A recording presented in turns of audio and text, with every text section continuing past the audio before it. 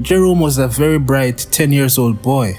Ever since he started school, he came first in every class. The only parent Jerome knew was his mother, as his father left when he was 1 year old and never returned.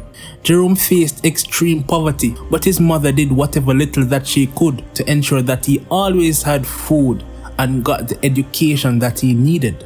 Jerome was motivated to change things for his family and dedicated all his energy to school. One day while they were at home, an old friend of Jerome's mother came by. Mr. P was a very successful businessman who owned several companies. After hearing how much they were suffering in poverty, he decided to help them.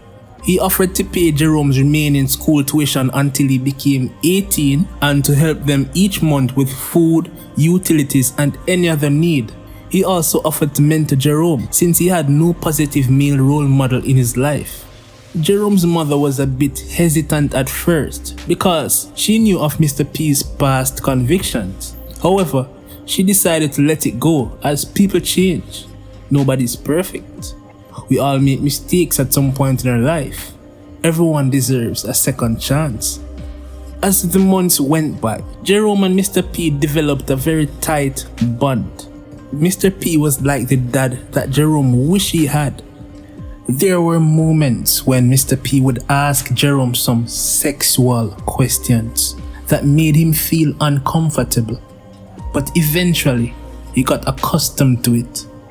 Mr. P would oftentimes tell Jerome to not tell his mother about anything they had discussed because they were best friends, and best friends keep each other's secrets. He would always say that God doesn't like people who break promises and would send them to hell. Jerome, being only 10 years old, was scared as he didn't want to go to hell. So he made it his duty to never tell his mother anything they spoke about. As more time went by, Mr. P took things to another level. Mr. P would send nude pictures of himself to Jerome and ask him to send his, even at age 10. Jerome knew something was not right, but he was so afraid to tell his mother because he didn't want to go to hell. One summer, Mr. P told Jerome's mother that he wanted to take him on a 7-day trip just to get him exposed to life outside of his community. She could tell that Jerome was not happy and didn't want to go, but because she didn't want to disappoint Mr. P, who had done so much for them, she said yes. And it was that decision that changed Jerome's life forever. Over the 7 days, he had been molested. As the years went by and Jerome got older, his school performance declined and eventually he dropped out of school. He was in a state of deep depression. The pain, the shame, the guilt haunted him. Jerome's mother just couldn't tell what was wrong with her son.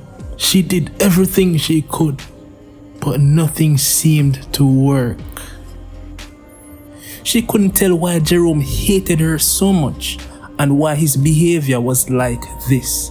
Even though Mr. P was eventually arrested, as several other children confessed to what he had done to them, Jerome was still afraid to let anyone know. What would people think if he came out?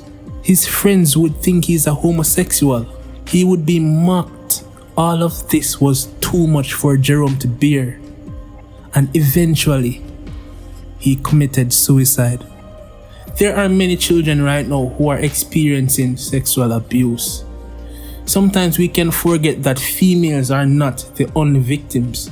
There are many men who are struggling with shame and guilt. They are afraid to tell their story. As parents, you have to be careful of who you allow around your children or who you allow your children to stay with. Ask questions. Teach them the difference between good touch, bad touch, and inappropriate conversations. Create an environment where your kids can feel safe to let you know when things happen.